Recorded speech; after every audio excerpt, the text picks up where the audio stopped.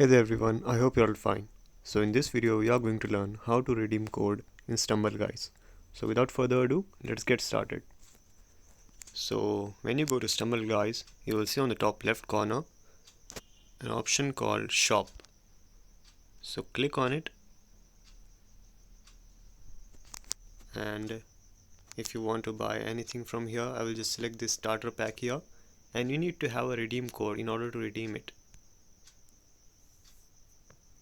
So click on it, and when you scroll down you will be able to find your payment method here. You will need to simply click on your payment method, whatever it is, and when you scroll down at the very bottom here you will find an option called redeem code. So if you have a code, simply put it here and paste it here, and you will be able to redeem it.